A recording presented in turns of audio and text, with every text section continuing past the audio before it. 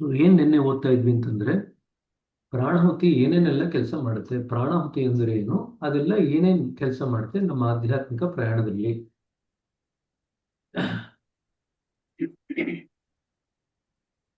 So ಪ್ರತಿಯೊಂದು ಹಂತವೂ ಅನಂತವಾಗಿರಬಲ್ಲದು. ಒಂದು ಆಯಾಮದ ಅನಂತ, ಎರಡು ಆಯಾಮದ ಅನಂತ, ಮೂರು ಆಯಾಮದ ಅನಂತ, ಹಲವಾರು ಆಯಾಮಗಳ ಅನಂತ, ಅನಂತಾನಂತ. ಇದನ್ನ ನಾವು ನಿನ್ನೆ ಮಾತಾಡ್ತಾ ಇದ್ವಿ.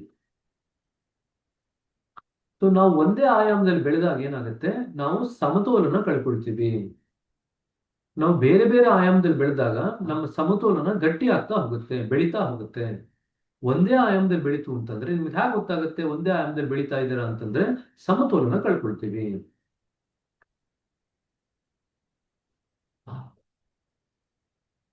ಸಮತೋಲನ ಕಳ್ಕೊಂಡಾಗ ಆ ಆಯಾಮದಲ್ಲಿ ಬೆಳೀತಾ ಇರ್ತೀರಾ, ಆದ್ರೆ ತೃಪ್ತತೆ ಇರಲ್ಲ. ಈಗ ತುಂಬಾ ಯಾರು ಬಿಸ್ನೆಸ್ ಮಾಡ್ತಾರೆ, ಸಿಕ್ಕಾಪಟ್ಟೆ ದುಡ್ಡು ಸಂಪಾದನೆ ಮಾಡ್ತಾರೆ ಅಂತ ಇಟ್ಕೊಳ್ರಿ. ಆ ಬಿಸ್ನೆಸ್ ಅಲ್ಲಿ ಬೆಳೀತಾ ಇದ್ದಾರೆ, ಅಂದ್ರೆ ಒಂದ್ ಆಯಾಮದಲ್ಲಿ ಬೆಳೀತಾ ಇದ್ದಾರೆ, ಆದ್ರೆ ಅವರಿಗೆ ಜೀವನದಲ್ಲಿ ತೃಪ್ತಿ ಅನ್ನೋದಿರಲ್ಲ. ಏನೋ ಜೀವನದಲ್ಲಿ ಕೊರತೆ ಇದೆ ಅಂತ ಮನಸ್ಸಿಗೆ ಅನಿಸ್ತಾ ಇರುತ್ತೆ, ಹೃದಯಕ್ಕೆ. ಅದು ಯಾಕೆಂತಂದ್ರೆ ನಾವು ಒಂದು ಆಯಾಮದಲ್ಲಿ ಬೆಳೆಯೋದು ನಿಸರ್ಗಕ್ಕೆ ಬೇಕಾಗಿಲ್ಲ. ನಾವು ಎಲ್ಲಾ ಆಯಾಮದಲ್ಲೂ ನಾವು ಬೆಳಿಬೇಕು. ಅದು ನಿಸರ್ಗಕ್ಕೆ ಬೇಕಾಗಿರತಕ್ಕಂಥ ಪರಿಪೂರ್ಣವಾದಂತ ವಿಕಾಸ ಆಗ್ಬೇಕು. ನಾವು ಎಲ್ಲಾ ಸ್ತರದಲ್ಲೂ ವಿಕಾಸ ಆಗ್ಬೇಕು. ಅದಾದಾಗ ನಮಗೆ ಸಮತೋಲನ ಇರುತ್ತೆ, ಹೃದಯಕ್ಕೆ ತೃಪ್ತಿ ಬರುತ್ತೆ. ನಾವು ಕೇವಲ ಒಂದೇ ಆಯಾಮದಲ್ಲಿ ಬೆಳೀತು ಅಂತಂದ್ರೆ ಸಮತೋಲನ ಇರಲ್ಲ, ಮತ್ತೆ ಹೃದಯಕ್ಕೆ ತೃಪ್ತಿ ಬರಲ್ಲ, ಶಾಂತತೆ ಇರಲ್ಲ. ಚಲನಹೀನತೆಯು ನಮ್ಮ ಮೇಲೆ ಯಾವ ಪರಿಣಾಮವನ್ನು ಮಾಡುತ್ತದೆ? ಸೊ ಒಂದೇ ಆಯಾಮದಲ್ಲಿ ಬೆಳೆದ್ರು ಕೂಡ ಅಥವಾ ಚಲನೆನೇ ಇಲ್ಲದೆ ಆದ್ರೂ ಕೂಡ ಎರಡೂ ಸ್ತರದಲ್ಲಿ ನಮಗೆ ಸಮತೋಲನ ಕಳ್ಕೊಳ್ತೀವಿ. ನೀವು ಸಮತೋಲನವನ್ನು ಕಳೆದುಕೊಳ್ತೀರಿ ಎಂದರು ತಾಜಿ. ಪ್ರತಿಯೊಂದು ದೇಶವು ವ್ಯವಹಾರ ವಾಡಿಕೆಗಳನ್ನು ಹೊಂದಿರುವ ಹಾಗೆ ಆಧ್ಯಾತ್ಮಿಕ ಮಾರ್ಗದುದ್ದಕ್ಕೂ ಬರುವ ಪ್ರತಿ ಹಂತವು ತನ್ನದೇ ಗುಣಲಕ್ಷಣಗಳನ್ನು ಹೊಂದಿದೆ. ಅದಕ್ಕೆ ತನ್ನದೇ ಆದ ಪ್ರಧಾನ ಗುಣವಿದೆ. ಇದನ್ನೇ ನಾವು ಪ್ರತಿಯೊಂದು ಬಿಂದುನಲ್ಲೂ ಮಾತಾಡೋದು. ಪ್ರತಿಯೊಂದು ಬಿಂದುಕ್ಕೂ ತನ್ನದೇ ಆದಂತ ಪ್ರಧಾನ ಗುಣ ಇದೆ. ಅದಕ್ಕೆ ಪ್ರತಿಯೊಂದು ಬಿಂದು ಅಥವಾ ಚಕ್ರದಲ್ಲಿ ಈ ತತ್ವ ಇದೆ, ಭೂಮಿ ತತ್ವ ಇದೆ, ಜಲ ತತ್ವ ಇದೆ, ಅಗ್ನಿ ತತ್ವ ಇದೆ ಅಂತ ಹೇಳುದು. ಆ ತತ್ವಗಳ ಪ್ರಕಾರ ಅದಕ್ಕೆ ಪ್ರಧಾನವಾದಂತ ಸ್ಥಿತಿಗತಿ ಕೂಡ ಇದೆ. ಯಾವುದೇ ಸ್ಥಳದಲ್ಲಿ ನಾವು ದೀರ್ಘಕಾಲ ನಿಂತಷ್ಟು ಅದರ ಪ್ರಧಾನ ಗುಣವನ್ನು ನಮ್ಮೊಳಗೆ ಹೆಚ್ಚು ಹೀರಿಕೊಳ್ಳುತ್ತೇವೆ. ಒಂದು ಹಂತದಲ್ಲಿ ಸ್ವಲ್ಪ ಕಾಲ ನಿಂತು ಅದರ ಸತ್ವವನ್ನು ಹೀರಿಕೊಳ್ಳುವುದು ಒಳ್ಳೆಯದು, ಆದರೆ ಒಂದು ನಿರ್ದಿಷ್ಟ ಸಮಯ ಮಾತ್ರ. ನಾವು ಅಲ್ಲಿ ಸುದೀರ್ಘ ಕಾಲ ನಿಲ್ಲುವುದಾದರೆ ನಮ್ಮ ಬೆಳವಣಿಗೆ ಏರುಪೇರಾಗುತ್ತದೆ ಎನ್ನಬಹುದು. ಅದು ಶಾಲೆಗೆ ಹೋಗಿ ಒಂದೇ ಒಂದು ವಿಷಯವನ್ನು ಕಲಿಯುವ ಹಾಗೆ. ನಿಮಗೆ ಖಗೋಳ ವಿಜ್ಞಾನ ಗೊತ್ತಿದ್ದರೂ ಓದುವುದು ಹೇಗೆ ಎಂದು ಗೊತ್ತಿರದಿದ್ದರೆ ಪ್ರಯೋಜನವೇನು?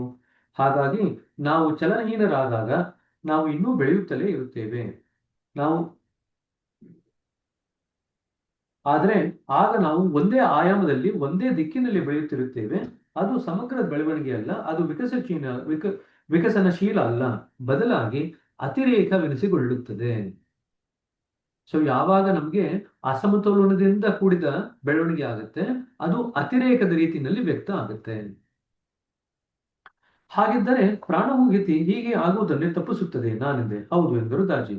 ಅದು ಎಲ್ಲ ಸನ್ನಿವೇಶಗಳಲ್ಲೂ ನಮ್ಮನ್ನು ಚಲನೆಯಲ್ಲಿ ಇರಿಸುತ್ತದೆ. ಅದು ನಮ್ಮ ಪ್ರಯಾಣದ ವೇಗವನ್ನು ವರ್ಧಿಸುತ್ತಲೂ ಇರುತ್ತದೆ. ಸೊ ಚಲನೆಯಲ್ಲಿ ಇಡುತ್ತೆ, ಅದರದ್ದು ವೇಗನ ಜಾಸ್ತಿ ಮಾಡುತ್ತೆ, ಎರಡು ಕೆಲಸ ಮಾಡುತ್ತೆ. ಪ್ರಾಣಹುತಿ ಇಲ್ಲದಿದ್ದರೆ ಒಂದು ಹಂತದಿಂದ ಮುಂದಿನ ಹಂತಕ್ಕೆ ಹೋಗಲು ನೀವು ಅತ್ಯಂತ ಕಠಿಣವಾಗಿ ಅತಿ ದೀರ್ಘಕಾಲ ಪರಿಶ್ರಮ ಬೇಕಾಗುತ್ತದೆ. ಆದ ಕಾರಣದಿಂದಲೇ ಆಧ್ಯಾತ್ಮಿಕ ಪ್ರಯಾಣವು ಅತಿ ದೀರ್ಘ ಹಾಗೂ ಕಠಿಣ ಎಂದು ಸಾಂಪ್ರದಾಯಿಕವಾಗಿ ಭಾವಿಸಲಾಗಿದೆ. ಭಾರತದ ಪೌರಾಣಿಕ ಕಥಾನಕಗಳಲ್ಲಿ ಸಾವಿರಾರು ವರ್ಷಗಳ ಕಾಲ ಧ್ಯಾನ ಮಾಡುತ್ತಿದ್ದ ಜನರ ಕಥೆಗಳನ್ನು ಸಿಗುತ್ತವೆ. ನೀವು ಆ ಕಥೆಗಳನ್ನು ನಂಬಿದ್ದೇ ಆದರೆ ನಿಮಗೆ ಪ್ರಯಾಣವನ್ನು ಪ್ರಾರಂಭ ಮಾಡೋಣ ಎಂದು ಅದು ಅನಿಸುತ್ತದೆ. ಜ್ವಾಳ ಒಯ್ತಿದ್ದೆ ಕೊಡ್ತೀನಿ. ಆದರೂ ಅನೇಕರು ಮಾಡುತ್ತಾರೆ. ಅರಣ್ಯಗಳಲ್ಲಿ, ಗವೆಗಳಲ್ಲಿ, ಪರ್ವತಾಗ್ರಗಳಲ್ಲಿ ಏಕಾಂತವಾಸಿಗಳಾಗಲು ಹೋದ ಪ್ರಾಮಾಣಿಕ ಸಾಧಕರ ಕಥೆಗಳಿಂದ ಆಧ್ಯಾತ್ಮಿಕ ಇತಿಹಾಸವು ತುಂಬಿ ಹೋಗಿದೆ. ಅಲ್ಲಿ ಅವರು ಆತ್ಮಜ್ಞಾನೋದಯದ ಸಲುವಾಗಿ ತಮ್ಮನ್ನು ಅತಿ ಕಠಿಣ ತಪೋಸಾಧನೆಗೆ ಒಡ್ಡಿದುದನ್ನು ಕಾಣುತ್ತೇವೆ. ಭಾರತದಲ್ಲಂತೂ ಅತ್ಯುನ್ನತ ಹಂತಗಳನ್ನು ಸಾಧಿಸಲು ಕಠಿಣ ಪರಿಶ್ರಮಕ್ಕೆ ಒಳಗಾಗಲೇಬೇಕು ಎನ್ನುವುದನ್ನು ವ್ಯಾಪಕವಾಗಿ ಒಪ್ಪಿಕೊಳ್ಳಲಾಗಿದೆ. ನಾನು ಒಂದು ಕಾಲದಲ್ಲಿ ಹಾಗೆಂದೇ ಭಾವಿಸಿದ್ದೆ. ನನ್ನ ಹರೆಯದಲ್ಲಿ ನಾನು ರಾಮಕೃಷ್ಣ ಪರಮಹಂಸರ ಮತ್ತು ಅವರ ಶಿಷ್ಯರಾದ ಸ್ವಾಮಿ ವಿವೇಕಾನಂದರಿಂದ ಸ್ಫೂರ್ತಿ ಪಡೆದಿದ್ದೆ. 19ನೇ ಶತಮಾನಾಂತ್ಯದಲ್ಲಿ ಸ್ವಾಮಿ ವಿವೇಕಾನಂದರು ಭಾರತದಾದ್ಯಂತ ಕಾಲ್ನಡಿಗೆಯಲ್ಲಿ ಸಂಚಾರ ಮಾಡಿದ್ದರು ಹಾಗೂ ತಾವು ಹೋದಲ್ಲೆಲ್ಲ ತಮ್ಮ ಸ್ಫೂರ್ತಿಯುತ ಸಂದೇಶಗಳನ್ನು ಪಸರಿಸಿದ್ದರು. 1976ರ ಮೇ ತಿಂಗಳಲ್ಲಿ ನಾನು 19ರ ಹರೆಯದವನಿದ್ದಾಗ ನಾನು ಸ್ವಾಮಿ ವಿವೇಕಾನಂದರ ಹೆಜ್ಜೆಗಳನ್ನು ಅನುಸರಿಸಲು ನಿರ್ಧರಿಸಿ ಒಬ್ಬ ಪರಿವ್ರಾಜಕ ಸನ್ಯಾಸಿಯಾಗಲು ಮನೆಯನ್ನು ಬಿಟ್ಟಿದ್ದೆ. ಪರಿವ್ರಾಜಕ ಅಂದ್ರೆ ಒಂದ್ ಕಡೆ ಇರಲ್ಲ ಅವರು. ಪರಿವ್ರಾಜಕ ಸನ್ಯಾಸಿ ಅಂತಂದ್ರೆ ಒಂದ್ ಕಡೆ ಇರಲ್ಲ, ನೆಲೆ ನಿಲ್ಲಲ್ಲ. ಒಂದ್ ಕಡೆಯಿಂದ ಇನ್ನು ಮತ್ತೊಂದು ಕಡೆಗೆ ಓಡಾಡ್ತಾ ಇರ್ತಾರೆ. ಆದರೆ ವಿವೇಕಾನಂದರಿಗಿಂತ ಭಿನ್ನವಾಗಿ ನನ್ನಲ್ಲಿ ಯಾವುದೇ ಸಂದೇಶವಿರಲಿಲ್ಲ. ನಾನಿನ್ನೂ ಆಧ್ಯಾತ್ಮಿಕ ಜ್ಞಾನೋದಯ ಅನ್ವೇಷಿಸುತ್ತಿದ್ದೆ. ನಾನೊಬ್ಬ ಪಕ್ಕಾ ಅನ್ವೇಷಕನಾಗಿದ್ದೆ. ಗುಜರಾತಿನಲ್ಲಿ ನರ್ಮದಾ ನದಿ ತೀರದ ಒಂದು ಹಳೆಯ ದೇವಾಲಯದ ಅಂಗಣದಲ್ಲಿ ನಾನು ಸನ್ಯಾಸಿಗಳ ಒಂದು ಗುಂಪನ್ನು ಕಂಡೆ. ಅವರ ಜೀವನ ವಿಧಾನದ ಬಗ್ಗೆ ನನಗೇನು ಗೊತ್ತಿರಲಿಲ್ಲ. ಅವರ ನಾಯಕನಂತೆ ಕಾಣುತ್ತಿದ್ದ ಜಡಗಡ್ಡಿದ ಕೂದಲಿನ ಒಬ್ಬ ವೃದ್ಧನನ್ನು ನಾನು ಗಮನಿಸಿದೆ. ಆತನ ಕಠಿಣ ತಪಶ್ಚರ್ಯೆ ಆತನನ್ನು ಸಣಕಲ ಹಾಗೂ ದುರ್ಬಲನಾಗಿ ಮಾಡಿತ್ತು. ಕಡೆಗೆ ಆತ ನನ್ನನ್ನು ಕರೆದು ನಾನು ಏನು ಮಾಡುತ್ತಿದ್ದೇನೆಂದು ಕೇಳಿದನು. ಜಗತ್ತು ಯಾವುದರ ಆಶ್ವಾಸನೆಯನ್ನು ನೀಡುತ್ತದೋ ಅದಕ್ಕೆ ಅತೀತವಾದ ಯಾವುದನ್ನು ನಾನು ಅನ್ವೇಷಿಸುತ್ತಿದ್ದೇನೆ ಎಂದು ನಾನು ಅವರಿಗೆ ಹೇಳಿದೆ. ನೀನು ದೇವರನ್ನು ಕಾಣುವೆ ಎಂದು ಅವರೆಂದರು. ಆದರೆ ಹೀಗಲ್ಲ. ಆ ವೃದ್ಧ ಸನ್ಯಾಸಿ ನೇರ ನುಡಿಯವರಾಗಿದ್ದು ಪ್ರಾಮಾಣಿಕರಾಗಿದ್ದರು. ವಸ್ತುತಃ ಆತ ನನಗೆ ತನ್ನ ಹೃದಯವನ್ನೇ ತೆರೆದಿದ್ದರು. ಆತ ಈ ಮಾರ್ಗವನ್ನು ಅನುಸರಿಸುತ್ತಿದ್ದಾಗ ಪಶ್ಚಾತ್ತಾಪದಿಂದ ತುಂಬಿದ್ದರು. ತಾವು ಯುವಕನಾಗಿದ್ದಾಗ ಹೇಗೆ ತಮ್ಮ ಮನೆಯನ್ನು ತೊರೆದಿದ್ದರು ಎಂಬುದರ ಬಗ್ಗೆ ಹೇಳಿದರು. ಆತ ಯಾರಿಗೂ ಏನನ್ನೂ ಹೇಳಿರಲಿಲ್ಲ. ಆತನಿಗೆ ಏನಾಯಿತೆಂದು ಯಾರಿಗೂ ಗೊತ್ತಿರಲಿಲ್ಲ. ಆತ ಸುಮ್ಮನೆ ಕಣ್ಮರೆಯಾಗಿದ್ದನು. ನಾನು ನನ್ನ ಮನೆಯವರನ್ನು ಮತ್ತೆ ನೋಡಲಿಲ್ಲ. ಆತನಿಂದ ನನ್ನ ಪತ್ನಿಗೆ ಏನಾಯಿತು ಎಂಬುದು ನನಗೆ ಗೊತ್ತಿಲ್ಲ. ನನ್ನ ಮಕ್ಕಳು ಏನಾದರೆಂದು ನನಗೆ ಗೊತ್ತಿಲ್ಲ. ಇದೆಲ್ಲದರಿಂದ ಆತ ವಿಭ್ರಮಿತನಾಗಿದ್ದ.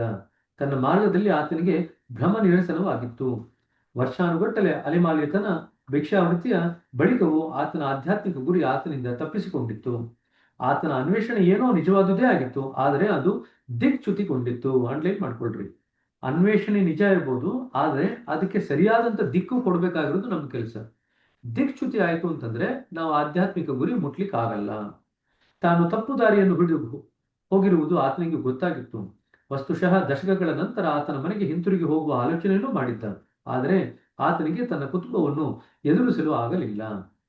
ನನಗೆ ಆತನ ಬೀಳ್ಕೊಡುವಾಗಿನ ಮಾತುಗಳು ಇನ್ನೂ ಕೇಳುತ್ತಿವೆ. ಈ ರೀತಿಯಲ್ಲಿ ನೀನು ಭಗವಂತನನ್ನು ಕಾಣುವುದಿಲ್ಲ. ನೀವು ಎಷ್ಟು ಸಮಯ ಈ ರೀತಿ ಇದ್ದೀರಿ ಎಂದು ನಾನು ಕೇಳಿದೆ. ಸುಮಾರು 6 ಗಂಟೆಗಳು. ಇದನ್ನು ಕೇಳಿ ನನಗೆ ನಗೆ ಉಕ್ಕಿತ್ತು. ಅವರು ನಗ್ತಾರೆ ಜೋಶ್ವ ಪಲಕ್. ಏನೋ ಒಂದಿಷ್ಟು ಕೆಲವು ತಿಂಗಳುಗಳಾದ್ರೂ ದೂರ ಆಯ್ತು ಅಂತಂದ್ರೆ 6 ಗಂಟೆನಲ್ಲಿ ಇವರು ಪರಿವ್ರಾಜಕ ಆದ್ರಂತೆ, ಇವರು ಇದಾದ್ರಂತೆ ಅಂತ ಹೇಳಿ ನಗ್ತಾ ಇದ್ದಾರೆ. ದಾಜಿಯವರು ವಾರಗಟ್ಟಲೆ ಅಥವಾ ತಿಂಗಳುಗಟ್ಟಲೆ ಗ್ರಾಮೀಣ ಭಾರತದಲ್ಲೆಲ್ಲ ಅಂಡಲೆಯತ್ತ ಇದ್ದಿರಬಹುದೆಂದು ನಾನು ಊಹಿಸಿದ್ದೆ. ಪ್ರಾಣೋತ್ಯ ಪ್ರಥಮ ಅನುಭವ ನಿಮಗೆ ಯಾವಾಗ ಆಯಿತು ಎಂದು ನಾನು ಕೇಳಿದೆ. ಸೊ ನಕ್ಕದಾಗ ಆಮೇಲೆ ವಾಪಸ್ ಬರ್ತಾರೆ ಪ್ರಶ್ನೆಗೆ. ಪ್ರಾಣವತಿ ನಿಮಗೆ ಮೊದಲನೇ ಸತಿ ಯಾವಾಗ ಅನುಭವಕ್ಕೆ ಬಂತು ಅಂತ. ದಾಜ್ ಅವರು ಈಗ ಹೇಳ್ತಾರೆ 1976ರ ಆಗಸ್ಟ್ 12ರಂದು. ನೋಡಿ, ಮೇನಲ್ಲಿ ಅವರು ಮನೆ ಬಿಟ್ಟು ಹೋಗಿದ್ರು. ಸೊ ಮೇಯಿಂದ ಅಂದ್ರೆ ಮೇ ಆದ್ಮೇಲೆ ಜೂನ್, ಜುಲೈ, ಆಗಸ್ಟ್ 3 ತಿಂಗಳಿಗೆ. ಆಗಸ್ಟ್ ಅಲ್ಲಿ ಅವರಿಗೆ ಮೊದಲ ಬಾರಿಗೆ ಪ್ರಾಣಾಹುತಿ ಅನುಭವ ಆಗುತ್ತೆ. ಆ ಸಮಯದಲ್ಲಿ ನಾನು ನನ್ನ ಫಾರ್ಮಸಿ ಕಾಲೇಜಿನ ವಿದ್ಯಾರ್ಥಿ ನಿಲಯದಲ್ಲಿದ್ದೆ. ಕೆಲವೊಮ್ಮೆ ನಾನು ಧ್ಯಾನಿಸಲು ಪ್ರಯತ್ನಿಸುತ್ತೇನೆ, ಆದರೆ ಅದನ್ನು ಹೇಗೆ ಮಾಡುವುದೆಂದು ನನಗೆ ನಿಜವಾಗಿಯೂ ಗೊತ್ತಿರಲಿಲ್ಲ. ನಾನು ನನ್ನ ಹಾಸಿಗೆಯಲ್ಲಿ ಕುಳಿತು ಘನವಾದ ವಿಚಾರಗಳನ್ನು ಯೋಚಿಸಲು ಪ್ರಯತ್ನಿಸುತ್ತಿದ್ದೆ. ನಾನು ಹೀಗೆ ಮಾಡುತ್ತಿದ್ದುದನ್ನು ಒಂದಷ್ಟು ಸಮಯ ಗಮನಿಸಿದ ನನ್ನ ಸಹ ವಿದ್ಯಾರ್ಥಿಯೊಬ್ಬ, ಕಮಲೇಶ್, ನಿನಗೆ ಸರಿಯಾಗಿ ಧ್ಯಾನ ಮಾಡುವುದು ಹೇಗೆಂದು ಕಲಿಸುವವರ ಬಳಿಗೆ ನೀನೇಕೆ ನನ್ನ ಜೊತೆ ಬರಬಾರದು ಎಂದು ಹೇಳಿದ. ನಿಜವಾಗಿ ಆತ ಅದನ್ನು ತೀರಾ ಒರಟಾಗಿಯೇ ಹೇಳಿದ್ದ. ನಿನ್ನನ್ನು ಸಮಾಧಿ ಸ್ಥಿತಿಯಲ್ಲಿರಿಸುವ ಒಬ್ಬ ತರುಣಿ ನನಗೆ ಗೊತ್ತು ಎಂದ. ಅವನು ಆಕೆಯನ್ನು ಭೇಟಿ ಮಾಡಿಸಲು ನನ್ನನ್ನು ಕರೆದುಕೊಂಡು ಹೋದಾಗ ಆ ತರುಣಿ ಓರ್ವ ಹಿರಿಯ ಮಹಿಳೆಯಾಗಿದ್ದಳು. ಮತ್ತು ಸಮಾಧಿ ಅದು ಪತಂಜಲಿಯ ಯೋಗ ಸೂತ್ರದ 8ನೇ ಸೋಪಾನವಾದ ಸಮಾಧಿಯಾಗಿತ್ತು.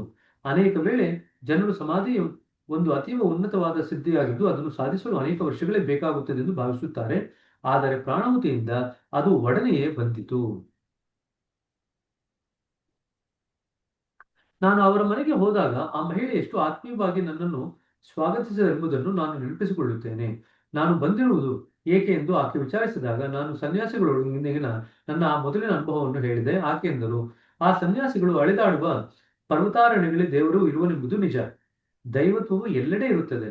ಆದರೆ ದೇವರು ಎಲ್ಲೆಡೆ ಇರುವನಾದರೆ ಆತ ನಿನ್ನೊಳಗೂ ಇರಲೇಬೇಕಲ್ಲ. ಆ ಪಕ್ಷದಲ್ಲಿ ಆತನನ್ನು ಬೇರೆ ಜಾಗದಲ್ಲಿ ಏಕೆ ಹುಡುಕುವುದು? ಈ ಹೇಳಿಕೆಯು ನನ್ನ ಹೃದಯವನ್ನು ನಾಟಿತು. ಆಕೆ ತನ್ನೊಂದಿಗೆ ಧ್ಯಾನ ಮಾಡಲು ನನ್ನನ್ನು ಆಹ್ವಾನಿಸಿದಳು ಮತ್ತು ಈ ಧ್ಯಾನದಲ್ಲಿ ನಾನು ಪ್ರಥಮ ಬಾರಿಗೆ ಪ್ರಾಣಾಹುತಿಯನ್ನು ಪಡೆದೆ. ಆ ಅನುಭವ ನನ್ನನ್ನು ಮಣಿಸಿಬಿಟ್ಟಿತು. ಅಂಥದ್ದನ್ನು ನಾನು ಹಿಂದೆಂದೂ ಅನುಭವಿಸಿರಲಿಲ್ಲ. ನಾನು ತುಂಬಾ ಪ್ರಭಾವಿತನಾದೆ. ನಂತರ ಅವರು ನನ್ನನ್ನು ಮತ್ತೆ ಪ್ರಭಾವಿತನಾಗಿ ಮಾಡಿದರು. ಧ್ಯಾನ ಮುಗಿದ ನಂತರ ಆಕೆಯ ಕಣ್ಣುಗಳಲ್ಲಿ ನೀರು ತುಂಬಿತ್ತು. ನಾನು ಆಕೆಯನ್ನು ಭೇಟಿ ಮಾಡಲು ಬಂದುದಕ್ಕಾಗಿ ಆಕೆ ಅತೀವ ಕೃತಜ್ಞತೆಯನ್ನು ಸೂಚಿಸಿದರು. ತರಬೇತುದಾರರು ವಿದ್ಯಾರ್ಥಿಗೆ ಕೃತಜ್ಞತರಾಗಿರುವುದನ್ನು ಊಹಿಸಿರಿ. ಇಂಥ ವಿನಮ್ರತೆಯನ್ನು ನಾನು ಹಿಂದೆಂದೂ ನೋಡಿರಲಿಲ್ಲ. ಆಕೆಯ ಗುರುಗಳಾಗಿದ್ದ ಬಾಬುಜಿ ಅವರನ್ನು ಭೇಟಿಯಾದಾಗ ಮತ್ತೊಮ್ಮೆ ನನ್ನಲ್ಲಿ ಅದೇ ವಿಚಾರ ಮೂಡಿತು. ಈಗ ನನ್ನಂತ ಅನನುಭವಿ ಈ ರೀತಿಯ ಅನುಭವವನ್ನು ಮೊದಲ ಧ್ಯಾನದಲ್ಲಿ ಪಡೆಯಲು ಹೇಗೆ ಸಾಧ್ಯವಾಯಿತು? ಇದು ಕೇವಲ ಪ್ರಾಣಹುತಿಯ ಕಾರಣದಿಂದ. ಪ್ರಾಣಹುತಿ ಇಲ್ಲದಿದ್ದರೆ ನಾವು ನಮ್ಮ ದಿನನಿತ್ಯದ ಲೌಕಿಕ ಪ್ರಜ್ಞೆಯನ್ನು ನಿಯಂತ್ರಿಸಲು ಒದ್ದಾಡುತ್ತೇವೆ. ನಾನು ಅನೇಕ ನುರಿತ ಧ್ಯಾನಿಗಳನ್ನು ಭೇಟಿಯಾಗಿದ್ದೇನೆ. ಅವರು ವರ್ಷಾನುಗಟ್ಟಲೆ ಸಾಧನೆಯ ಬಳಿಕವೂ ಧ್ಯಾನ ಮಾಡಲು ಇನ್ನೂ ಕಷ್ಟಪಡುತ್ತಾರೆ. ಅವರು ತಮ್ಮ ಜೀವನದಲ್ಲಿ ಪ್ರಾಣಾಹುತಿಯನ್ನು ಕನಿಷ್ಠ ಒಮ್ಮೆ ಆದರೂ ಅನುಭವಿಸಲೆಂದು ನನ್ನ ಹಾರೈಕೆ. ನಮ್ಮ ಪ್ರಾಪಂಚಿಕ ಪ್ರಜ್ಞೆಯನ್ನು ಮೀರಿ ಹೋಗಲು ಅದು ಅನುವು ಮಾಡಿಕೊಡುತ್ತದೆ. ಅಂಡರ್ಲೈನ್ ಮಾಡ್ಕೊಳ್ರಿ. ನಮ್ಮ ಪ್ರಾಪಂಚಿಕ ಪ್ರಜ್ಞೆಯನ್ನು ಮೀರಿ ಹೋಗಲು ಪ್ರಾಣಾಹುತಿಯು ಅನುವು ಮಾಡಿಕೊಡುತ್ತದೆ. ನಮ್ಮ ಪ್ರಜ್ಞೆ ಒಂದು ಪದೋನ್ನತಿಯನ್ನು ಪಡೆಯುತ್ತದೆ. ನೋಡಿ, ಅದು ದೈವೀಕರಣಗೊಳ್ಳುತ್ತದೆ. ಪ್ರಾಣಾಹುತಿಯಿಂದ ನಮ್ಮ ಪ್ರಜ್ಞೆ ಪದೋನ್ನತಿ ಅಂತಂದ್ರೆ ಒಂದು ಹಂತದಿಂದ ಮತ್ತೊಂದು ಹಂತಕ್ಕೆ ಬೆಳೆಯುತ್ತೆ ಅಂತ ಪದೋನ್ನತಿ. ಸೊ ಪ್ರಮೋಷನ್, ಪದೋನ್ನತಿ ಅಂತಂದ್ರೆ ಪ್ರಮೋಷನ್ ಇಂಗ್ಲಿಷ್ನಲ್ಲಿ. ಸೊ ಬೆಳಿತೀವಿ ನಾವು, ನಮ್ಮ ಪ್ರಜ್ಞೆ ಬೆಳೆಯುತ್ತೆ, ಜೊತೆಗೆ ಅದು ದೈವೀಕರಣಗೊಳ್ಳುತ್ತೆ. ನಂತರ ದಾಜಿ ನಕ್ಕರು. ಖಂಡಿತ ಈಗ ನಿಮ್ಮ ದೈವೀಕರಣಗೊಂಡ ಪ್ರಜ್ಞೆಯನ್ನು ನಿಭಾಯಿಸುವುದು ಹೇಗೆ ಎಂಬುದನ್ನು ನೀವು ಕಲಿಯಬೇಕಾಗುತ್ತದೆ. ಅದು ಇನ್ನೊಂದು ಕತೆ ಎಂದು ದಾಜಿ ತುಸು ಮೌನ ತಾಳಿದರು. ಸೊ ಈಗ ಮೊದಲು ನಾವು ಪ್ರಜ್ಞೆ ವಿಕಾಸ ಆಗಬೇಕು, ಪ್ರಜ್ಞೆ ಗೊಳ್ಳಬೇಕು ಅಂತ ಒದ್ದಾಡ್ತೀವಿ. ಪ್ರಜ್ಞೆ ದೈವೀಕರಣಗೊಂಡಾದ್ಮೇಲೆ ಅದನ್ನ ಹೇಗೆ ನಿಭಾಯಿಸೋದು ಅಂತ ಕಲಿಬೇಕು. ಬರೀ ದೈವೀಕರಣಗೊಳಿಸ್ಕೊಂಡ್ರೆ ಸಾಲದು, ಅದನ್ನ ನಿಭಾಯಿಸೋದನ್ನು ಕಲಿಬೇಕು. ಅದೊಂದು ದೊಡ್ಡ ಕತೆ ಅಂತ ಹೇಳ್ತಾರೆ ಆಮೇಲೆ. ಸೊ ಅಷ್ಟೇ ನಮ್ಮ ಪ್ರಯಾಣ ಅಲ್ಲ. ಪ್ರಜ್ಞೆ ವಿಸ್ತಾರ ಮಾಡ್ಕೊಳ್ಳೋದು, ಪ್ರಜ್ಞೆನ ದೈವೀಕರಣಗೊಳಿಸ್ಕೊಳ್ಳೋದಷ್ಟೇ ನಮ್ಮ ಕೆಲಸ ಅಲ್ಲ. ಪ್ರಜ್ಞೆನ ದೈವೀಕರಣಗೊಳಿಸ್ಕೊಂಡ್ಮೇಲೆ ಅದನ್ನ ನಿಭಾಯಿಸೋದು ಕೂಡ ಕಲಿಯೋದು ನಮ್ಮ ಕೆಲಸ. ಸಾಧಕರಲ್ಲಿ ಉದಾತ್ತ ಗುಣಗಳನ್ನು ಸೃಷ್ಟಿಸಲು ಕೂಡ ನಾವು ಪ್ರಾಣಹುತಿಯನ್ನು ಉಪಯೋಗಿಸುತ್ತೇವೆ. ಅಂಡರ್ಲೈನ್ ಮಾಡ್ಕೊಳ್ರಿ. ಸಾಧಕನಲ್ಲಿ ಉದಾತ್ತ ಗುಣಗಳನ್ನು ಸೃಷ್ಟಿಸಲು ಕೂಡ ನಾವು ಪ್ರಾಣಹುತಿಯನ್ನು ಉಪಯೋಗಿಸುತ್ತೇವೆ. ಇಲ್ಲಿ ನನಗೆ ಮತ್ತೆ ಪತಂಜಲಿಯ ಯೋಗ ಸೂತ್ರಗಳು ನೆನಪಾಗುತ್ತವೆ. ಅಷ್ಟಾಂಗ ಯೋಗದಲ್ಲಿ ಎರಡನೆಯದನ್ನು ನಿಯಮ ಎನ್ನುತ್ತೇವೆ. ಲಾಲಾಜಿಯವರು ಹೃತ್ಪೂರ್ವಕ ಪರಂಪರೆಯ ಮೊದಲು ಗುರುಗಳು ನಿಯಮದ ಬಗ್ಗೆ ಒಂದು ಆಕರ್ಷಕ ಅರ್ಥವನ್ನು ಕೊಡುತ್ತಾರೆ. ಅವರು ನಿಯಮವನ್ನು ಉದಾತ್ತ ಗುಣಗಳನ್ನು ತುಂಬಿಸುವುದು ಎಂದು ನೆನಪಿಸುತ್ತಾರೆ. ಇದನ್ನೇ ನಾವು ಪ್ರಾಣಹುತಿಯ ಮೂಲಕ ಪೂರೈಸುತ್ತೇವೆ. ನಾವು ಯೋಗ ಸೂತ್ರಗಳ ಬಗ್ಗೆ ಮಾತನಾಡುವಾಗ ಪ್ರಾಣಹುತಿ ಅದರ 4ನೇ ಅಂಗವನ್ನು ಪೂರೈಸಲು ನೆರವು ನೀಡುತ್ತದೆ ಎಂದು ಹೇಳುವುದು ಸೂಕ್ತವಾಗುತ್ತದೆ. 4ನೇ ನಿಯಮ ಅಂದ್ರೆ ಯಾವುದು? ಈಗ ಪ್ರಾಣಾಯಾಮ ಎಂದೆ ನಾನು ನೋಡಿ. ಬಹುತೇಕ ಜನರು ಪ್ರಾಣಾಯಾಮ ಎಂದರೆ ಉಸಿರಾಟದ ವ್ಯಾಯಾಮಗಳ ಒಂದು ಗುಚ್ಛವೆಂದು ತಿಳಿದಿದ್ದಾರೆ, ದಾಜಿ ಹೇಳಿದರು. ಆದ್ದರಿಂದಲೇ ಪ್ರಾಣ ಎಂಬ ಪದವು ಸಾಮಾನ್ಯವಾಗಿ ಉಸಿರಿನೊಂದಿಗೆ ಜೋಡಿಸಲ್ಪಟ್ಟಿದೆ. ಆದರೆ ಪ್ರಾಣಾಯಾಮ ಎಂಬುದಕ್ಕೆ ಆಳವಾದ ಅರ್ಥವಿದೆ. ಈ ಪದವು 2 ಮೂಲಗಳಿಂದ ಬಂದಿದೆ, ಪ್ರಾಣ ಮತ್ತು ಆಯಾಮ. ಪ್ರಾಣ ಎಂಬುದರ ಸಾಂಪ್ರದಾಯಿಕ ಅರ್ಥವನ್ನು ನಾವು ಈಗಾಗಲೇ ಚರ್ಚಿಸಿದ್ದೇವೆ. ಅದು ಜೀವಶಕ್ತಿ. ಆಯಾಮ ಎಂದರೆ ವಿಸ್ತಾರಗೊಳ್ಳುವುದು. ಸೊ ಪ್ರಾಣಾಯಾಮ ಎಂದರೆ ಕೇಳ್ತಾರೆ, ವಿಸ್ತಾರಗೊಳ್ಳುವುದು.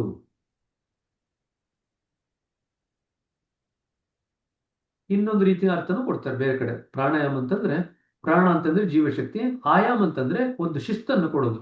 ಆ ಜೀವಶಕ್ತಿಗೆ ಇಷ್ಟ ಬಂದಂಗೆ ಹರಿದಾಡ್ತಾ ಇರುತ್ತೆ ಜೀವಶಕ್ತಿಗೆ, ಅದನ್ನು ಒಂದು ಶಿಸ್ತಿಗೆ ಒಳಪಡಿಸಿದ್ರೆ ಅದನ್ನ ಪ್ರಾಣಾಯಾಮ ಅಂತ ಕೂಡ ಕರಿತೀವಿ. ಇನ್ನೊಂದು ಅರ್ಥ ಅದಕ್ಕೆ ಪ್ರಾಣಾಯಾಮಕ್ಕೆ. ಇದೊಂದು ಅರ್ಥ ಇಲ್ಲಿ ಬರ್ದಿದೆ. ಆಯಾಮ ಅಂತಂದ್ರೆ ವಿಸ್ತಾರ ಆಗೋದು, ಒಂದು ಆಯಾಮದಿಂದ ಮತ್ತೊಂದು ಆಯಾಮಕ್ಕೆ ಬೆಳೆಯೋದು ಅಂತಂದ್ರೆ ವಿಸ್ತಾರವಾಗೋದು. ಹಾಗಾಗಿ ಪ್ರಾಣಾಯಾಮ ಅಂದ್ರೆ ಜೀವಶಕ್ತಿಯನ್ನು ವಿಸ್ತರಿಸುವುದು ಎಂದಾಗುತ್ತದೆ ಎಂದು ನಾನು ಹೇಳಿದೆ. ಸರಿ ಎಂದರು ದಾಜಿ. ಅದಕ್ಕೂ ಉಸಿರಾಟಕ್ಕೂ ಸಂಬಂಧವಿಲ್ಲ. ನಾವು ಪ್ರಾಣಾಹುತಿಯನ್ನು ಪಡೆದಾಗಲೆಲ್ಲ ನಮ್ಮ ಹೃದಯದೊಳಗೆ ಅದೇ ಅತ್ಯುನ್ನತವಾದ ಜೀವಶಕ್ತಿಯನ್ನು ಪಡೆಯುತ್ತಿರುತ್ತೇವೆ. ಅಲ್ಲಿಂದ ನಮ್ಮ ಸಂಪೂರ್ಣ ವ್ಯವಸ್ಥೆಗೆ ಅದು ವಿಸ್ತರಿಸುತ್ತದೆ. ವಿಸ್ತರಿಸುತ್ತಿರುವ ಜೀವಶಕ್ತಿ ಪ್ರಾಣಾಹುತಿ ಅಂತಂದ್ರೆ ವಿಸ್ತರಿಸುತ್ತಿರುವ ಜೀವಶಕ್ತಿ. ಹೀಗೆ ಯೋಗ್ಯ ಪ್ರಾಣಾಹುತಿಯು ಪ್ರಾಣಾಯಾಮದ ಉದ್ದೇಶವನ್ನು ಈಡೇರಿಸುತ್ತದೆ. ಸೊ ಪ್ರಾಣಾಯಾಮದ ಉದ್ದೇಶ ಏನು? ಜೀವಶಕ್ತಿಯ ವಿಸ್ತರಣೆ. ನಾವು ಪ್ರಾಣಾಹುತಿ ತಗೊಂಡಾಗ ಅದು ತನಗೆ ತಾನಾಗೆ ಆಗುತ್ತೆ. ಹೃದಯಕ್ಕೆ ಪ್ರಾಣಾಹುತಿ ತಗೊಳ್ತೀವಿ, ಅದು ನಮ್ಮ ದೇಹದಾದ್ಯಂತ ಹರಡುತ್ತೆ. ಸೊ ಪ್ರಾಣಶಕ್ತಿಯ ವಿಸ್ತಾರ ಆಗುತ್ತೆ. ಸೊ ಹಾಗಾಗಿ ನಾವು ಪ್ರಾಣಾಯಾಮ ಮಾಡದಿದ್ರೂ ಕೂಡ ಪ್ರಾಣಾಹುತಿ ತಗೊಳ್ಳೋದ್ರಿಂದ ಪ್ರಾಣಾಯಾಮದ ಲಾಭವನ್ನು ನಾವು ಪಡ್ಕೊಳ್ತೀವಿ, ನಮ್ಮ ಜೀವಶಕ್ತಿ ವಿಸ್ತರಣೆ ಆಗುತ್ತೆ. ಆದ್ದರಿಂದಲೇ ಉಸಿರಾಟದ ಅಭ್ಯಾಸಗಳು ಹುಟ್ಪುರುಪತಾ ಸಾಧನೆಯ ಭಾಗವಾಗಿಲ್ಲ ಎಂದೆ ನಾನು. ಹೌದು, ನಮಗೆ ಪ್ರಾಣಾಹುತಿ ಲಭ್ಯವಿರುವಾಗ ಪ್ರಾಣಾಯಾಮ ಅನಾವಶ್ಯಕವಾಗುತ್ತದೆ ಎಂದರು ದಾಜಿ. ಆದರೆ ಪ್ರಾಣಾಹುತಿ ಮತ್ತು ಪ್ರಾಣಾಯಾಮಗಳು ಸರಿಸಮ ಎಂದು ಇದರ ಅರ್ಥವಲ್ಲ. ಎರಡೂ ಕೆಲಸ ಮಾಡ್ತಕ್ಕಂಥದ್ದು ಬೇರೆ ಬೇರೆ ಸ್ತರದಲ್ಲಿ. ಹಾಗಾದ್ರೆ ಪ್ರಾಣಾಯಾಮಕ್ಕೂ ಪ್ರಾಣಾಹುತಿಗೂ ವ್ಯತ್ಯಾಸ ಏನಪ್ಪಾ ಅಂತಂದ್ರೆ, ಪ್ರಾಣಾಯಾಮ ಪ್ರಾಣಮಯ ಕೋಶದಲ್ಲಿ ಕೆಲಸ ಮಾಡುತ್ತೆ ಪ್ರಾಣದ ಮುಖಾಂತರ. ಪ್ರಾಣಾಹುತಿ ಹೃದಯದ ಅಂತರಾಳದಲ್ಲಿ ಕೆಲಸ ಮಾಡುತ್ತೆ ಪ್ರಾಣಸ್ಯ ಪ್ರಾಣದ ಮುಖಾಂತರ. ಪ್ರಾಣಾಯಾಮ ಪ್ರಾಣಗಳ ಮುಖಾಂತರ ಕೆಲಸ ಮಾಡುತ್ತೆ, ಪ್ರಾಣಾಹುತಿ ಪ್ರಾಣಸ್ಯ ಪ್ರಾಣದ ಮುಖಾಂತರ ಕೆಲಸ ಮಾಡುತ್ತೆ. ಎರಡೂ ಕೆಲಸ ಮಾಡತಕ್ಕಂಥ ಸ್ತರಗಳು ಬೇರೆ ಬೇರೆ. ಸರಿನಾ? ಅಂದ್ರೆ ಈಗ ನೋಡಿ, ನಮ್ಮ ಅನ್ನಮಯ ಕೋಶ, ಪ್ರಾಣಮಯ ಕೋಶ, ಮನೋಮಯ ಕೋಶ, ವಿಜ್ಞಾನಮಯ ಕೋಶ ಮತ್ತು ಆನಂದಮಯ ಕೋಶ ಅಂತ ಹೇಳ್ತೀವಲ್ಲ. ವಿಜ್ಞಾನಮಯ ಕೋಶ ಮತ್ತು ಆನಂದಮಯ ಕೋಶ ಅವೆರಡರ ನಡುವೆ ಪ್ರಾಣಾಹುತಿ ಕೆಲಸ ಮಾಡುತ್ತೆ. ಪ್ರಾಣಾಯಾಮ ಅನ್ನೋದು ಪ್ರಾಣಮಯ ಕೋಶದಲ್ಲಿ ಕೆಲಸ ಮಾಡುತ್ತೆ. ಎರಡೂ ಕೆಲಸ ಮಾಡತಕ್ಕಂಥ ಸ್ತರಗಳು ಬೇರೆ, ಎರಡೂ ಸೂಕ್ಷ್ಮತೆ ಇರ್ತಕ್ಕಂಥ ಸ್ತರಗಳು ಬೇರೆ. ಪ್ರಾಣಾಯಾಮ ಅಷ್ಟು ಸೂಕ್ಷ್ಮ ಅಲ್ಲ, ಬಿಕಾಸ್ ಅದು ಪ್ರಾಣಶಕ್ತಿ, ಸ್ಥೂಲವಾದಂಥ ಪ್ರಾಣಶಕ್ತಿ ಮುಖಾಂತರ ಕೆಲಸ ಮಾಡುತ್ತೆ. ಆದ್ರೆ ಪ್ರಾಣಾಹುತಿ ಅತ್ಯಂತ ಸೂಕ್ಷ್ಮವಾಗಿರ್ತಕ್ಕಂಥದ್ದಾದ್ರಿಂದ ಅತ್ಯಂತ ಆಳದಲ್ಲಿ ವಿಜ್ಞಾನಮಯ ಕೋಶ ಮತ್ತು ಆನಂದಮಯ ಕೋಶ ಇವೆರಡರ ನಡುವೆ ಅದು ಕೆಲಸ ಮಾಡುತ್ತೆ. ರಾಮಕೃಷ್ಣರು ತಮ್ಮ ಆಧ್ಯಾತ್ಮಿಕ ಸಂಪತ್ತನ್ನು ಸ್ವಾಮಿ ವಿವೇಕಾನಂದರಿಗೆ ಪ್ರವಹಿಸಿದರು ಎಂಬುದನ್ನು ಓದಿದ್ದೇನೆ ಎಂದೆ ನಾನು. ಹೌದು, ಅದು ಸತ್ಯ. ಸ್ವಾಮಿ ವಿವೇಕಾನಂದರು ಸಹ ಪ್ರಾಣಾಹುತಿ ನೀಡಲು ಸಮರ್ಥರಿದ್ದರು. ಸೊ ರಾಮಕೃಷ್ಣ ಪರಮಹಂಸರಿಗೆ ಪ್ರಾಣಾಹುತಿ ಕೊಡ್ಲಿಕ್ಕೆ ಬರ್ತಿತ್ತು, ವಿವೇಕಾನಂದರಿಗೆ ಬರ್ತಿತ್ತು, ಮತ್ತೆ ಭಗವಾನ್ ಕೃಷ್ಣನಿಗೆ ಬರ್ತಿತ್ತು. ಆದರೆ ಅವರೆಂದರೂ ಅದರ ಬಗ್ಗೆ ಮಾತನಾಡಲಿಲ್ಲ. ಬೇರೆ ಉದಾಹರಣೆಗಳು ಕಾಣಸಿಗುತ್ತವೆ. ನಿದರ್ಶನಕ್ಕೆ ಪ್ರಾಣಾಹುತಿಯು ಸೂಫಿ ಪದ್ಧತಿಯ ಕೆಲವು ಎಳೆಗಳಲ್ಲಿ ಕಂಡು ಬರುತ್ತದೆ. ಅದನ್ನು ಅವರು ತವಜ್ಜೋ ಎಂದು ಕರೆಯುತ್ತಾರೆ. ಇದನ್ನ ನೀವು ಕೇಳ್ತಾರೆ, ತವಜ್ಜೋ ಅನ್ನೋ ಪದನ ಅಂಡರ್ಲೈನ್ ಮಾಡ್ಕೊಳ್ರಿ. ಸೂಫಿ ಪದ್ಧತಿಯಲ್ಲಿ ತವಜ್ಜೋ ಅಂತ ಪದ ಬರುತ್ತಲ್ವಾ, ಅದು ನಮ್ಮ ಪ್ರಾಣಾಹುತಿಗೆ ಸರಿಸಮನಾದಂತ ಪದ. ಟಿಬೆಟಿಯನ್ ಬೌದ್ಧರಲ್ಲೂ ಇದರ ಉಲ್ಲೇಖವಿದೆ ಮತ್ತು ಯೋಗ ವಾಸಿಷ್ಠದಂತ ಯೌಗಿಕ ಪಠ್ಯಗಳಲ್ಲೂ ಇದರ ಬಗ್ಗೆ ಉಲ್ಲೇಖಗಳಿವೆ. ನೋಡಿ, ದೇವರು ಯಾವುದೇ ಒಂದು ನಿರ್ದಿಷ್ಟ ಮತಪಂಥಕ್ಕೆ ಸೇರಿರದ ಹಾಗೆ ಪ್ರಾಣಾಹುತಿ ಏಕಮಾತ್ರವಾಗಿ ಯಾವುದೇ ಒಂದು ವರ್ಗಕ್ಕೆ ಸೀಮಿತವಾಗಿಲ್ಲ. ಒಬ್ಬ ವ್ಯಕ್ತಿ ಸಂಪೂರ್ಣವಾಗಿ ಮೂಲದಲ್ಲಿ ಲಯ ಹೊಂದಿರುವಾಗ ಅವರು ಆ ದೈವಿ ಸತ್ವವನ್ನು ಸಂಗ್ರಹಿಸಬಲ್ಲರು ಮತ್ತು ಅದನ್ನು ಇತರರಿಗೆ ಹಂಚಬಲ್ಲರು. ಅದು ಅಂಡರ್ಲೈನ್ ಮಾಡ್ಕೊಳ್ರಿ. ಒಬ್ಬ ವ್ಯಕ್ತಿಯು ಸಂಪೂರ್ಣವಾಗಿ ಮೂಲದಲ್ಲಿ ಲಯ ಹೊಂದಿರುವಾಗ ಅವರು ಆ ದೈವಿ ಸತ್ವವನ್ನು ಸಂಗ್ರಹಿಸಬಲ್ಲರು ಮತ್ತು ಇತರರಿಗೆ ಹಂಚಬಲ್ಲರು. ಆದರೆ ಅಂಥ ವ್ಯಕ್ತಿಯನ್ನು ಕಾಣುವುದು ಅತೀವ ಅಪರೂಪ. ನನ್ನ ಗುರುಗಳಂತ ಮಹಾಪುರುಷರು ಇತಿಹಾಸದುದ್ದಕ್ಕೂ ಹೆಚ್ಚು ಕಡಿಮೆ ಇರಲೇ ಇಲ್ಲ. ನೋಡಿ, ಒಬ್ಬ ಗುರು ಆದಿ ಮೂಲದಲ್ಲಿ ಸಂಪೂರ್ಣವಾಗಿ ಲಯ ಹೊಂದಿರದಿದ್ದರೆ ಆಗಲೂ ಅವರು ಪ್ರವೇಶಿಸಲು ಸಮರ್ಥರಿರಬಹುದು. ಆದರೆ ಅಂತಹ ಸ್ಥಿತಿಯಲ್ಲಿ ಅವರು ಏನನ್ನು ಪ್ರವೇಶಿಸುತ್ತಾರೆ? ಕೇವಲ ಅವರದೇ ಅಸ್ತಿತ್ವದ ಸೀಮಿತ ಸ್ಥಿತಿಯನ್ನು. ಇದು ಅಂಡರ್ಲೈನ್ ಮಾಡ್ಕೊಳ್ರಿ. ಮೂಲದಲ್ಲಿ ಲಯವಾಗಿದ್ರೆ ಪ್ರಾಣಾಹುತಿಯನ್ನು ಪ್ರವಹಿಸ್ತಾರೆ. ಆದ್ರೆ ಮೂಲದಲ್ಲಿ ಇನ್ನೂ ಲಯವಾಗಿಲ್ಲದೆ ಇರತಕ್ಕಂಥ ಸ್ಥಿತಿನಲ್ಲಿ ಗುರುಗಳಿತ್ತು ಅಂತಂದ್ರೆ ಅವ್ರು ಏನನ್ನು ಪ್ರವಹಿಸ್ತಾರೆ? ಅವರು ತಮ್ಮದೇ ಆದಂತ ಅಸ್ತಿತ್ವದ ಸೀಮಿತ ಸ್ಥಿತಿಯನ್ನು ಪ್ರವಹಿಸ್ತಾರೆ. ಅಂಡರ್ಲೈನ್ ಮಾಡ್ಕೊಳ್ರಿ. ಅವರು ಕೂಡ ಟ್ರಾನ್ಸ್ಮಿಷನ್ ಕೊಡ್ಬೋದು, ಆದ್ರೆ ಅವರ ಸೀಮಿತ ಅಸ್ತಿತ್ವದಲ್ಲಿ ಯಾವ ಸ್ಥಿತಿ ಇದೆ ಅದನ್ನ ಮಾತ್ರ ಅವ್ರು ಟ್ರಾನ್ಸ್ಮಿಷನ್ ಕೊಡ್ಲಿಕ್ಕೆ ಆಗುತ್ತೆ. ಮೂಲದಿಂದ ಬರತಕ್ಕಂತ ಪ್ರಾಣಸ್ಯ ಪ್ರಾಣ ಇದೆಯಲ್ಲ, ಪ್ರಾಣಾಹುತಿ ಇದೆಯಲ್ಲ, ಅದನ್ನ ಕೊಡ್ಲಿಕ್ಕೆ ಆಗಲ್ಲ. ಇಂಥ ಒಬ್ಬ ವ್ಯಕ್ತಿ ಅವನಿಗಿಂತ ಉನ್ನತವಾದ ಯಾವುದಕ್ಕೂ ಸಂಪರ್ಕವಿರುವುದಿಲ್ಲ. ಉನ್ನತವಾದ ಯಾವುದಕ್ಕೂ ಸಂಪರ್ಕಿತರಾಗಿದ್ದರೂ ಸಹ ಅವರ ಪ್ರಮಾಣ ಅವರ ಸ್ವತಃ ಭಗವಂತನಿಲ್ಲ ಹೊಂದಿರದ ಮಟ್ಟಿಗೆ ಸೀಮಿತವಾಗಿರುತ್ತದೆ. ಅಂಡರ್ಲೈನ್ ಮಾಡ್ಕೊಳ್ರಿ.